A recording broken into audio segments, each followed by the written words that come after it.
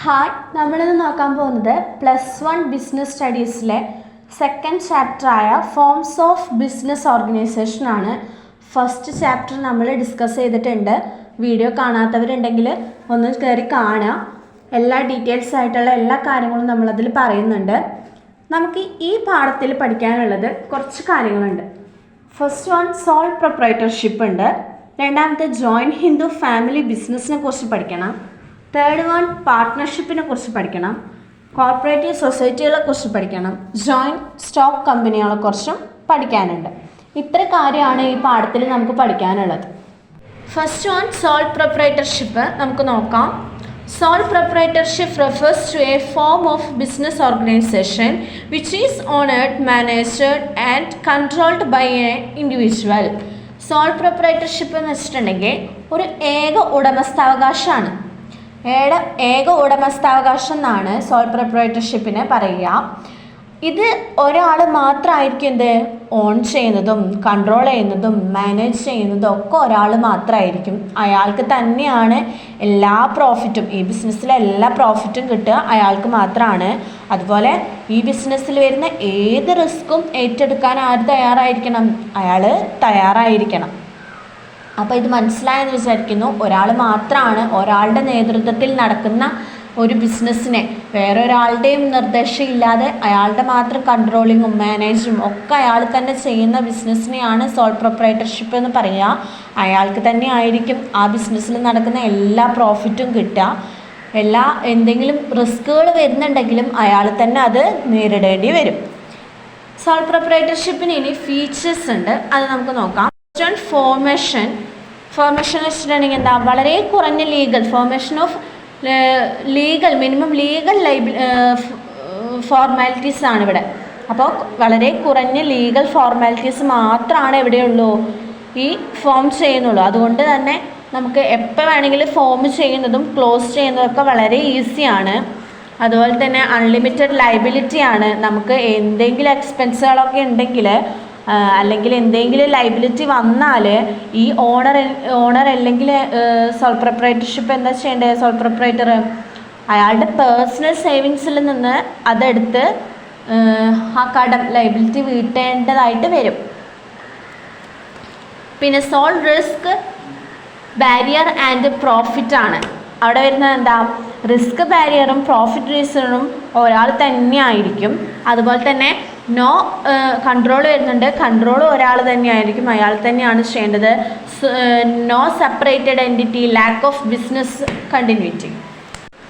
നമ്മൾ രണ്ടാമത് പറയാൻ പോകുന്നതാണ്. നമ്മളിപ്പോൾ സോൾ പ്രൊപ്രൈറ്റർഷിപ്പിനെ കുറിച്ച് പറഞ്ഞു. എന്താണ് സോൾ പ്രൊപ്രൈറ്റർഷിപ്പ്, അതിൻ്റെ ഫീച്ചേഴ്സ് നമ്മൾ പറഞ്ഞു. അതുപോലെ തന്നെ നമുക്ക് രണ്ടാമത് പഠിക്കാനുള്ളതാണ് ജോയിൻറ്റ് ഹിന്ദു ഫാമിലി ബിസിനസ്, അല്ലേ? അപ്പോൾ നമുക്ക് ഫസ്റ്റ് പോയിന്റ് നോക്കാം. A form of organization wherein the business is owned and carried on by the members of the Hindu undivided family. എന്ന് വിചാരിച്ചിട്ടുണ്ടെങ്കിൽ ആ ബിസിനസ് ഓർഗനൈസേഷൻ ഓൺ ചെയ്യുന്നതും ക്യാരി ചെയ്യുന്നതും, അതായത് ബിസിനസ് നടത്തി കൊണ്ടുപോകുന്നതും അതിലെല്ലാ ഉടമസ്ഥാവകാശവും ആർക്കായിരിക്കും? ഒരു ഹിന്ദു അൺഡിവൈഡഡ് ഫാമിലിക്കായിരിക്കും. അതാണ് അവിടെ പറയുന്നത്. ഒരു ഹിന്ദു അൺഡിവൈഡഡ് ഫാമിലിക്കായിരിക്കും ആ ബിസിനസ് ഓർഗനൈസേഷനിലെ എല്ലാ കാര്യങ്ങളും എന്ത് ചെയ്യേണ്ടത്? കൺട്രോൾ ചെയ്യേണ്ടതും മാനേജ് ചെയ്യുന്നതും ഒക്കെ ആരായിരിക്കും? ഒരു ഹിന്ദു അൺഡിവൈഡഡ് ഫാമിലി ആയിരിക്കും. Specific form of business organisation found only in India. ഇന്ത്യയിൽ മാത്രം കണ്ടുവരുന്ന ഒരു പ്രത്യേക തരം ഓർഗനൈസേഷൻ, ഒരു ടൈപ്പ് ഓഫ് ഓർഗനൈസേഷനാണ് എന്ത്? Joint Hindu family business. It is governed by the Hindu law.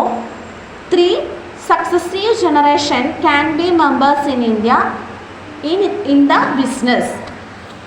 എന്ന് വെച്ചിട്ടുണ്ടെങ്കിൽ 3 ജനറേഷൻ, 3 സക്സസീവ് ജനറേഷൻ വരെ ഇതിൽ എന്ത് ചെയ്യാം? മെമ്പേഴ്സ് ആയിരിക്കാം. Members have equal ownership right എന്ന് വെച്ചാൽ എല്ലാ മെമ്പേഴ്സിനും എന്തായിരിക്കും? പ്രോഫിറ്റിൻ്റെ പേരിൽ ഈക്വൽ റൈറ്റ്സ് ആയിരിക്കും. അതുപോലെ തന്നെ അവിടെ പറയുന്നുണ്ട് നമുക്ക് പാരമ്പര്യമായിട്ട് എന്തെങ്കിലുമൊക്കെ പ്രോപ്പർട്ടീസ് കിട്ടിയിട്ടുണ്ടായിരിക്കണം. അതുപോലെ എല്ലാ മെമ്പേഴ്സിന് പറയുന്ന പേരാണ് എന്ത്? കോ പാർട്ട്നേഴ്സ് എന്നാണ് എല്ലാ മെമ്പേഴ്സിനും നമ്മൾ പറയുന്ന പേര്. ഇനി നമ്മൾ പറയാൻ പോകുന്നത് ഫീച്ചേഴ്സാണ്. ജോയിൻറ്റ് ഹിന്ദു ഫാമിലി ബിസിനസ്സിലെ ഫീച്ചേഴ്സാണ് നമ്മൾ പറയാൻ പോകുന്നത്. First one, formation. There should be at least 2 members. The business does not require any agreement as membership is by birth. It is governed by the Hindu Section Act 1956. ഇതിലെന്താ പറയുന്നത്, minimum 2 members മാത്രമാണ് നമുക്ക് എന്ത് ഈ business organisation form ചെയ്യാൻ വേണ്ടിയിട്ട് നമുക്ക് ആവശ്യമുള്ളൂ. ഇതിൽ ആരെങ്കിലും ഈ ഫാമിലിയിൽ ആരെങ്കിലും പുതിയതായിട്ട് ജനിച്ചിട്ടുണ്ടെങ്കിൽ ബൈ ബർത്ത് തന്നെ ഇതിൻ്റെ എന്തായിരിക്കും ബിസിനസ് ആയിട്ടുണ്ടാവും. ഹിന്ദു സെക്ഷൻ ആക്ട് പ്രകാരം 1956 ആക്ട് പ്രകാരം ആണ് ഇതിൻ്റെ കാര്യങ്ങളൊക്കെ ചെയ്യുന്നത്, നടത്തിക്കൊണ്ടുപോകുന്നത്. രണ്ടാമത്തെ പോയിന്റാണ് ലയബിലിറ്റീൻ്റെ കാര്യത്തിൽ 2 രീതിയിലാണ് വരിക. കർത്തയ്ക്ക് അൺലിമിറ്റഡ് ലയബിലിറ്റിയും കോ പാർട്ട്നേഴ്സിന് ലിമിറ്റഡ് ലയബിലിറ്റിയാണ് വരിക. മൂന്നാമത്തത് കൺട്രോൾ ആണ്. The control of the family business lies with the karta. കർത്തയ്ക്കാണ് ഈ ബിസിനസ് ഓർഗനൈസേഷനിലെ എല്ലാ കാര്യങ്ങളും കർത്തയുടെ കയ്യിലാണ് കൺട്രോൾ ഉണ്ടാവുക. എല്ലാ നിർദ്ദേശവും കാര്യങ്ങളൊക്കെ കൊടുക്കുന്ന ആൾ കർത്തയായിരിക്കും. നാലാമത്തത് കണ്ടിന്യൂറ്റി ആണ്. After the death of the karta the next elder member taken up the position of the കർത്ത.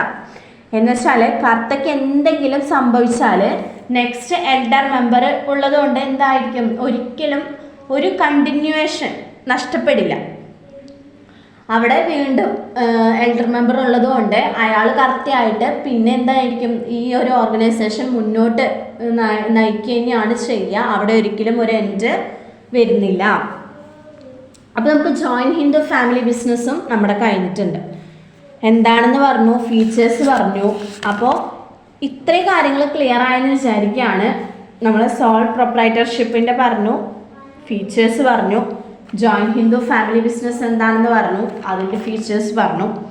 ഇനി നമുക്ക് മൂന്നാമത്തെ സെക്ഷനാണ് പാർട്ട്ണർഷിപ്പ്. നമ്മുടെ ഈ 2 സെക്ഷൻ കുറച്ചായിട്ടേ ഉള്ളൂ, വേഗം കഴിഞ്ഞു. ആ കാര്യങ്ങളും പറഞ്ഞു, ഫീച്ചേഴ്സൊക്കെ പറഞ്ഞു കഴിഞ്ഞപ്പോൾ ക്ലിയറായി. പക്ഷെ പാർട്ട്ണർഷിപ്പിലേക്ക് വരുമ്പോൾ അങ്ങനെയല്ല, കുറച്ചധികം നമുക്ക് പഠിക്കാനുണ്ട്. പാർട്ട്ണർഷിപ്പ് എന്ന് വെച്ചിട്ടുണ്ടെങ്കിൽ കുറച്ച് കൂടുതൽ വൈഡായിട്ടുള്ള ഒരു പാർട്ടാണ്. അപ്പോൾ അതിൽ കുറച്ച് കൂടുതൽ കാര്യങ്ങൾ തന്നെ നമുക്ക് പഠിക്കാനുണ്ട്. നമുക്ക് പാർട്ട്ണർഷിപ്പ് എന്താണെന്ന് നോക്കാം. The relation between person who have agreed to share the profit of the business carried on by all or any one of them acting for all. The Indian Partnership Act 1932. Partnership എന്ന് വെച്ചിട്ടുണ്ടെങ്കിൽ ഒന്നിലധികമോ ആൾക്കാർ ഒരുമിച്ചിട്ട് ഒരു business തുടങ്ങാമെന്ന് തീരുമാനിക്കുകയാണ്.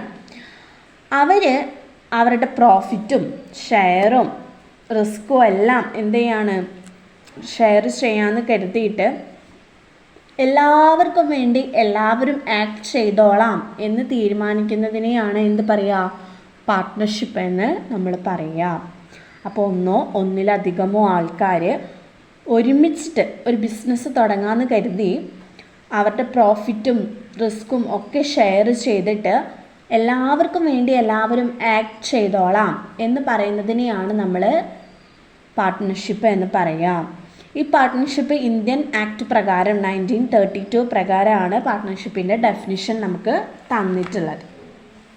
Clear ആയെന്ന് വിചാരിക്കുന്നു. അപ്പോൾ ഇനി നമുക്ക് ഫീച്ചേഴ്സിലേക്ക് പോവാം. ഫസ്റ്റ് വൺ ഫോർമേഷനാണ്. It is governed by the Indian partnership act 1932. നമ്മൾ പറഞ്ഞതുപോലെ തന്നെ ഇന്ത്യൻ പാർട്ട്ണർഷിപ്പ് ആക്ട് പ്രകാരം 1932 പ്രകാരമാണ് ഇതിലെല്ലാ കാര്യങ്ങളും നടത്തിക്കൊണ്ടു പോകുന്നത്. സെക്കൻഡ് വൺ റിസ്ക് ബിയറിംഗ് ആണ്. The partners bear the risk involved in running a business. എല്ലാ പാർട്ട്നേഴ്സിനും ഈക്വൽ റിസ്ക് ആയിരിക്കും ഈ പാർട്ട്ണർഷിപ്പിൽ ഉണ്ടായിരിക്കാം. എല്ലാവർക്കും ഒരേ റിസ്ക് ആയിരിക്കും, എല്ലാവരും അതിന് വില്ലിങ് ആയിരിക്കണം. Third one liability. The partners of a firm have unlimited liability. എല്ലാ പാർട്ട്നേഴ്സിനും ഇതുപോലെ തന്നെ അൺലിമിറ്റഡ് ലയബിലിറ്റി ആയിരിക്കും ഈ ഒരു കാര്യത്തിൽ ഉണ്ടായിരിക്കുക. Fourth one decision making and control. The activities are managed through the joint efforts of all the partners.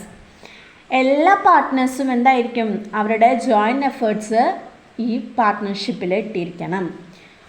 മാറി നിൽക്കാൻ ഒരിക്കലും പറ്റില്ല. Lack of continuity of business എന്ന് വെച്ചാൽ നമ്മുടെ ബിസിനസ്സിലെ ഒരു പാർട്ട്ണറിന്, ഏതെങ്കിലും ഒരു പാർട്ട്ണറിന് എന്തെങ്കിലും സംഭവിച്ചാൽ നമ്മൾ എന്ത് ചെയ്യാണ്, ബാക്കിയുള്ള പാർട്ട്നേഴ്സ് ആ ബിസിനസ് അവിടെ വെച്ച് നിർത്തും. എന്നിട്ട് പുതിയൊരു എഗ്രിമെൻ്റ് ഉണ്ടാക്കും. എന്നിട്ട് ആ എഗ്രിമെൻ്റ് പ്രകാരമായിരിക്കും പുതിയൊരു ബിസിനസ് അവർ സ്റ്റാർട്ട് ചെയ്യുക. അല്ലാതെ അവിടെ നിർത്തിയിട്ട് പോകുന്നില്ല. പുതിയൊരു എഗ്രിമെൻ്റ് ഉണ്ടാക്കിയിട്ട് ആ എഗ്രിമെൻ്റ് പ്രകാരം അവർ പുതിയൊരു ബിസിനസ് സ്റ്റാർട്ട് ചെയ്യും. കണ്ടിന്യൂറ്റി ഉണ്ടായിരിക്കും.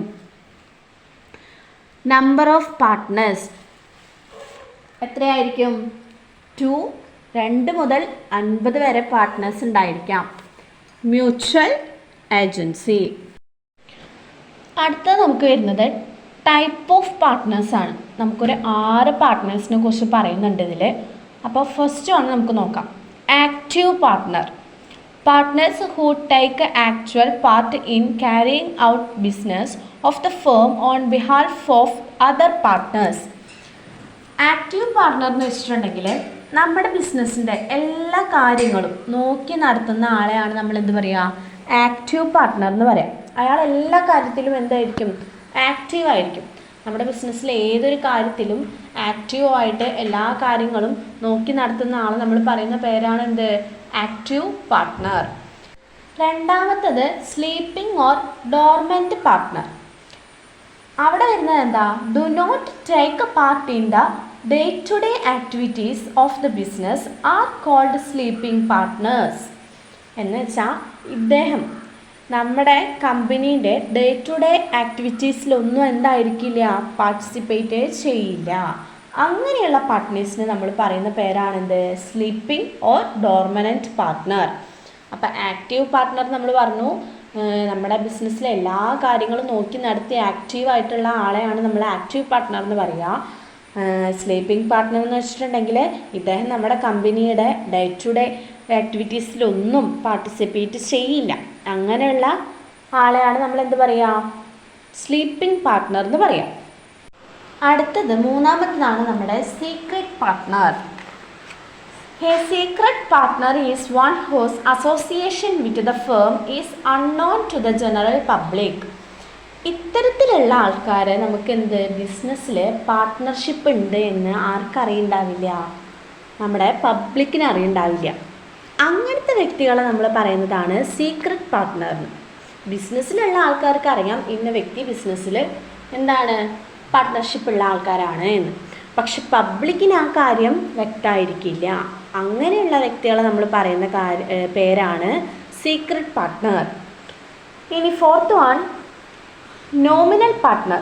A nominal partner is one whose allows to use of name by a firm but does not contribute to the capital. A person who does not have any real interest in the business or the working of the firm. Nominal partner എന്ന് വെച്ചിട്ടുണ്ടെങ്കിൽ അയാളുടെ ക്യാപിറ്റലൊന്നും contribute ചെയ്യില്ല. എവിടെ, ബിസിനസ്സിൽ അയാളുടെ ക്യാപിറ്റലൊന്നും അയാൾ contribute ചെയ്യുന്നുണ്ടാവില്ല. പക്ഷേ അയാളുടെ പേരും പ്രശസ്തിയൊക്കെ ബിസിനസ് ഓർഗനൈസേഷന് വേണ്ടിയിട്ട് കോൺട്രിബ്യൂട്ട് ചെയ്യുന്നുണ്ട്. അങ്ങനെയുള്ള വ്യക്തികളെയാണ് നമ്മൾ എന്ത് പറയുക, നോമിനൽ പാർട്ട്ണർ എന്ന് പറയാം. അയാളുടെ ക്യാപിറ്റലൊന്നും അയാൾ കോൺട്രിബ്യൂട്ട് ചെയ്യുന്നില്ല, പക്ഷെ പേരും പ്രശസ്തിയൊക്കെ ബിസിനസ് ഓർഗനൈസേഷന് വേണ്ടിയിട്ട് അയാൾ കോൺട്രിബ്യൂട്ട് ചെയ്യുന്നുണ്ടെങ്കിൽ അങ്ങനെയുള്ള പാർട്ട്ണറിന് നമ്മൾ പറയുന്ന പേരാണ് നോമിനൽ. അഞ്ചാമത്തെ പോയിൻ്റാണ് പാർട്ട്ണർ ബൈ എക്സ്റ്റോപ്പൽ. അവിടെ പറയുന്നത് നമ്മുടെ സ്വന്തം ഇനീഷ്യേറ്റീവ് പ്രകാരമോ അല്ലെങ്കിൽ അവരുടെ ബിഹേവിയറിലൂടെ എന്ത് ചെയ്യാണ്, പബ്ലിക് തെറ്റിദ്ധരിക്കുകയാണ് എന്ത്, ആ വ്യക്തി ആ കമ്പനിയിലെ ഒരു പാർട്ട്ണറാണ് എന്ന് പബ്ലിക് തെറ്റിദ്ധരിക്കുകയാണ്. അങ്ങനെ പറയുന്ന വ്യക്തികളെ നമ്മൾ പറയുന്നതാണ് എന്ത്, പാർട്ട്ണർ ബൈ എക്സ്റ്റോപ്പൽ. മനസ്സിലായെന്ന് വിചാരിക്കുന്നു. അവിടെ പറയുന്നുണ്ട് ഇനീഷ്യേറ്റീവ്, കണ്ടക്ട് ഓർ ബിഹേവിയർ എന്ന് പറയുന്നുണ്ട്. അപ്പോൾ അവരുടെ ഇനീഷ്യേറ്റീവ് പ്രകാരമോ പബ്ലിക് ബിഹേവിയർ പ്രകാരമൊക്കെ ബിഹേവിയറിൻ്റെയിലൂടെയൊക്കെ പബ്ലിക് തെറ്റിദ്ധരിക്കുകയാണ് ആ വ്യക്തി കമ്പനിയിലെ പാർട്ട്ണറാണ് എന്ന്. അങ്ങനെ പറയുന്ന ആൾക്കാരെയാണ് നമ്മൾ പാർട്ട്ണർ ബൈ എക്സ്റ്റോപ്പൽ എന്ന് പറയാം. ആറാമത്തെ പോയിൻ്റാണ് പാർട്ട്ണർ ബൈ ഹോൾഡിംഗ് ഔട്ട്. അവിടെ പറയുന്നത് കമ്പനി ഒരാൾ എന്ത് ചെയ്യാണ്, പാർട്ട്ണറായിട്ട് ചിത്രീകരിക്കുകയാണ്. അയാൾ ഞാൻ പാർട്ട്ണറായിട്ടില്ല എന്ന് അനൗൺസ് ചെയ്തിട്ടുമില്ല. അപ്പോൾ പബ്ലിക് എന്താ വിചാരിക്കുക, അയാൾ കമ്പനിയിലെ ഒരു പാർട്ട്ണറാണ് എന്ന് വിചാരിക്കുകയാണ്. അങ്ങനെ പറയുന്ന വ്യക്തികളെയാണ് നമ്മൾ പാർട്ട്ണർ ബൈ ഹോൾഡിംഗ് ഔട്ട് എന്ന് പറയാം. അയാളെ കമ്പനിയിൽ ഒരാൾ പാർട്ട്ണറായിട്ട് ചിത്രീകരിക്കുകയാണ് അയാളെ, പക്ഷെ അയാൾ പാർട്ട്ണറായിട്ടില്ല എന്നൊന്നും അനൗൺസ് ചെയ്തിട്ടുമില്ല. പാർട്ട്ണറാണ് എന്നും അനൗൺസ് ചെയ്തിട്ടില്ല, പാർട്ട്ണർ അല്ല എന്നും അയാൾ അനൗൺസ് ചെയ്തിട്ടില്ല. ഇപ്പോൾ പബ്ലിക് വിചാരിക്കുകയാണ് എന്ത്, ആ വ്യക്തി ആ കമ്പനിയിലെ ഒരു പാർട്ട്ണറാണ് എന്ന്. അതിനാണ് നമ്മൾ പാർട്ട്ണർ ബൈ ഹോൾഡിംഗ് ഔട്ട് എന്ന് പറയുക. ഇനി നമുക്ക് പറയാനുള്ളത് ടൈപ്സ് ഓഫ് പാർട്ട്ണർഷിപ്സ് ആണ്. ടൈപ്പ് ഓഫ് പാർട്ട്ണർഷിപ്പ് രണ്ടായിട്ട് ക്ലാസിഫൈഡ് ചെയ്തിട്ടുണ്ട്. First one duration, second one liability. Duration എന്ന് വെച്ചാൽ കാലയളവാണ്, ലയബിലിറ്റി എന്ന് വെച്ചാൽ ബാധ്യത. അതുപോലെ തന്നെ ഡ്യൂറേഷനും രണ്ടായിട്ട് ഡിവൈഡ് ചെയ്തിട്ടുണ്ട്. പാർട്ട്ണർഷിപ്പ് അറ്റ് വില്ലെന്നും പർട്ടിക്കുലർ പാർട്ട്ണർഷിപ്പ് എന്നും. ലയബിലിറ്റിയും അതുപോലെ തന്നെ വിത്ത് ലിമിറ്റഡ് ലയബിലിറ്റി എന്നും അൺലിമിറ്റഡ് ലയബിലിറ്റി എന്നും ഡിവൈഡ് ചെയ്തിട്ടുണ്ട്, ഡീറ്റെയിൽ ആയിട്ട് എഴുതിയിട്ടുണ്ട്. അപ്പോൾ പാർട്ട്ണർഷിപ്പ് അറ്റ് വില്ല് എന്താണെന്ന് നമുക്ക് നോക്കാം. പാർട്ട്ണർഷിപ്പ് അറ്റ് വില്ല് എന്ന് പറഞ്ഞിട്ടുണ്ടെങ്കിൽ നമുക്ക് പാർട്ട്നേഴ്സിന് എപ്പോഴാണ് ആ ബിസിനസ് സ്റ്റോപ്പ് ചെയ്യാൻ തോന്നുന്നത്, അപ്പോൾ അവർക്ക് എന്ത് ചെയ്യാം, ആ ബിസിനസ് അവിടെ സ്റ്റോപ്പ് ചെയ്യാം. അതിനെയാണ് പാർട്ട്ണർഷിപ്പ് അറ്റ് വില്ല് എന്ന് നമ്മൾ പറയാം. പാർട്ട്ണർഷിപ്പ് അറ്റ് വില്ല് എന്ന് പറഞ്ഞിട്ടുണ്ടെങ്കിൽ നമുക്ക് എപ്പോൾ വേണമെങ്കിലും ബിസിനസ് സ്റ്റോപ്പ് ചെയ്യാൻ തോന്നുന്നോ അപ്പോൾ നമുക്ക് ആ ബിസിനസ് സ്റ്റോപ്പ് ചെയ്യാം. അതുപോലെ തന്നെ പർട്ടിക്കുലർ പാർട്ട്ണർഷിപ്പ് ഉണ്ട്. Partnership formed for the accomplishment of a particular project. It dissolves automatically when the process for the which it was formed is fulfil or when the time duration. എന്ന് വെച്ചാൽ നമ്മളൊരു project complete ചെയ്യാനോ അല്ലെങ്കിൽ ഒരു task achieve ചെയ്യാൻ വേണ്ടിയിട്ടോ നമ്മൾ എന്ത് ചെയ്യാണ്, ഒരു പാർട്ട്ണർഷിപ്പ് ക്രിയേറ്റ് ചെയ്യാണ്. അങ്ങനെ ക്രിയേറ്റ് ചെയ്തിട്ട് ആ ഒരു ടാസ്ക് നമ്മൾ അച്ചീവ് ചെയ്ത് കഴിഞ്ഞാൽ അല്ലെങ്കിൽ ആ ഒരു പ്രൊജക്റ്റ് നമ്മൾ ചെയ്ത് കഴിഞ്ഞാൽ നമ്മൾ എന്ത് ചെയ്യുക, വേറെ നമ്മുടേതായ കാര്യങ്ങളിലേക്ക് നമ്മൾ വഴിതിരിഞ്ഞു പോകുന്നു, നമ്മൾ വേറെ വഴിക്ക് പോകും. ഇങ്ങനെയുള്ള ഒരു പർട്ടിക്കുലർ പാർട്ട്ണർഷിപ്പിന് നമ്മൾ പറയുന്നതാണ് എന്ത്, പർട്ടിക്കുലർ പാർട്ട്ണർഷിപ്പ്. അതുപോലെ തന്നെ ലിമിറ്റഡ് പാർട്ട്ണർഷിപ്പ് ഉണ്ട്. ലിമിറ്റഡ് പാർട്ട്ണർഷിപ്പിൽ ഇതുപോലെ തന്നെ പറയുന്നുണ്ട്, ഇതിൽ ഏതെങ്കിലും ഒരു പാർട്ട്ണറുടെ ലയബിലിറ്റി എന്തായിരിക്കും, അൺലിമിറ്റഡ് ആയിരിക്കും. ഏതെങ്കിലും ഒരു പാർട്ട്ണറുടെ ലയബിലിറ്റി അൺലിമിറ്റഡ് ആയിരിക്കും, ബാക്കി എല്ലാ പാർട്ട്നേഴ്സിൻ്റെതും ലിമിറ്റഡ് ആയിരിക്കും. ഇനി നമുക്ക് പഠിക്കാനുള്ളത് പാർട്ട്ണർഷിപ്പ് ഡീഡിനെ കുറിച്ചാണ്. നമുക്ക് എന്താണ് പാർട്ട്ണർഷിപ്പ് ഡീഡ് എന്ന് നോക്കാം. ഒരു 5 മാർക്കിനൊക്കെ ഈ ക്വസ്റ്റ്യൻ കണ്ടിട്ടുണ്ട്. That written agreement which specifies the terms and conditions that govern the partnership is called the partnership deed. അപ്പോൾ പാർട്ട്ണർഷിപ്പ് ഡീഡ് എന്ന് വെച്ചിട്ടുണ്ടെങ്കിൽ റിട്ടേൺ എഗ്രിമെൻ്റ് ആണ്. എന്തിൻ്റെ, പാർട്ട്നേഴ്സ് തമ്മിലുള്ള റിട്ടേൺ എഗ്രിമെൻ്റ് ആണ് നമ്മുടെ പാർട്ട്ണർഷിപ്പ് ഡീഡ് എന്ന് പറഞ്ഞാൽ. പാർട്ട്ണർഷിപ്പിൻ്റെ ടേംസ് ആൻഡ് കണ്ടീഷൻസ് അല്ലെങ്കിൽ നമ്മുടെ പാർട്ട്ണർഷിപ്പ് എങ്ങനെയാണ് മുന്നോട്ട് പോവുക എന്നൊക്കെ തുടങ്ങിയിട്ടുള്ള കാര്യങ്ങളാണ് എന്തിൽ വരുന്നത്, പാർട്ട്ണർഷിപ്പ് ഡീഡിൽ വരുന്നത്. കുറച്ച് ടേംസ് ആൻഡ് കണ്ടീഷൻസ് അവർ പറയുന്നുണ്ട്, നമുക്ക് നോക്കാം. നെയിം ഓഫ് ഫേം, കമ്പനിയുടെ പേരെന്തായിരിക്കണം എന്ന് അവർ അറിഞ്ഞിരിക്കണം. Nature of business and location of business, location എവിടെയായിരിക്കണം എന്ന് അറിഞ്ഞിരിക്കണം. ഡ്യൂറേഷൻ ഓഫ് ബിസിനസ് ഈ കമ്പനി എത്ര കാലം നിലനിൽക്കും അല്ലെങ്കിൽ കമ്പനി എത്ര കാലമായി നിലനിൽക്കുന്നുണ്ട് എന്ന് അറിഞ്ഞിരിക്കണം. Investment made by each partner, ഓരോ പാർട്ട്ണറും എത്ര എമൗണ്ട് ഇൻവെസ്റ്റ്മെൻറ്റ് ചെയ്തു ഈ കമ്പനിയിൽ നമ്മൾ അറിഞ്ഞിരിക്കണം. Distribution of profit and loss, profit ആണോ ലോസ് ആണോ, എങ്ങനെയാണ് നിങ്ങൾ പ്രോഫിറ്റ് ലോസ് നിങ്ങൾ എങ്ങനെയാണ് ആർക്ക് പാർട്ട്നേഴ്സിന് ഡിസ്ട്രിബ്യൂട്ട് ചെയ്യുന്നത് എന്ന് നമ്മൾ അറിഞ്ഞിരിക്കണം. അപ്പോൾ ഇത്രയും കാര്യങ്ങളാണ് നമ്മുടെ പാർട്ട്ണർഷിപ്പ് ഡീഡിലെ ടേംസ് ആൻഡ് കണ്ടീഷൻസ് ആയിട്ട് പറയുന്നത്. ഇനി നമുക്ക് ഈ പാഠത്തിൽ പഠിക്കാനുള്ളത്, ഈ ചാപ്റ്ററിൽ നമുക്ക് പഠിക്കാനുള്ള കാര്യം registration of A partnership firm പഠിക്കാനുണ്ട്, അതുപോലെ കോപ്പറേറ്റീവ് സൊസൈറ്റീനെ കുറിച്ച് പഠിക്കാനുണ്ട്, അതിൻ്റെ ടൈപ്സ് ഓഫ് കോപ്പറേറ്റീവ് സൊസൈറ്റികളുണ്ട്, അതുപോലെ ജോയിൻറ്റ് സ്റ്റോക്ക് കമ്പനീനെ കുറിച്ചും അതിൻ്റെ ഫീച്ചേഴ്സിനെ കുറിച്ചും നമുക്ക് പഠിക്കാനുണ്ട്. അപ്പോൾ പിന്നെന്താ ടൈപ്പ് ഓഫ് കമ്പനീസിനെ കുറിച്ച് നമുക്കിതിൽ ഈ ചാപ്റ്ററിൽ പഠിക്കാനുണ്ട്. അപ്പോൾ ഇവിടം വരെയാണ് ഇപ്പോൾ ഈ ക്ലാസ്സിൽ എടുക്കുന്നത്. അടുത്തത് ഇത്രയും പറഞ്ഞ കാര്യങ്ങൾ രജിസ്ട്രേഷനും കോർപ്പറേറ്റീവ് സൊസൈറ്റിയും അതുപോലെ തന്നെ ജോയിൻറ്റ് സ്റ്റോക്ക് കമ്പനിയൊക്കെ നമ്മൾ നെക്സ്റ്റ് ക്ലാസ്സിൽ ഇടുന്നതായിരിക്കും. പാർട്ട് 2 ആയിട്ട് നമ്മൾ ഇടുന്നതായിരിക്കും. അപ്പോൾ ഇത്ര കാര്യങ്ങൾ നിങ്ങൾക്ക് മനസ്സിലായി, ക്ലിയർ ആയെന്ന് വിചാരിക്കുന്നു. അപ്പോൾ ഈ കാര്യങ്ങളൊക്കെ അപ്പോൾ ഇനി കാണാത്തവർ, ആദ്യമായിട്ടാണ് ചാനൽ കാണുന്നതെങ്കിൽ എല്ലാവരും സബ്സ്ക്രൈബ് ചെയ്യുക, ബെൽ ബട്ടൺ കൂടി ക്ലിക്ക് ചെയ്യുക, ലൈക്ക് ചെയ്യുക. എന്നാലാണ് ഞാനിടുന്ന വീഡിയോസിൻ്റെ നോട്ടിഫിക്കേഷൻസ് ഒക്കെ നിങ്ങൾക്ക് കിട്ടുകയുള്ളൂ.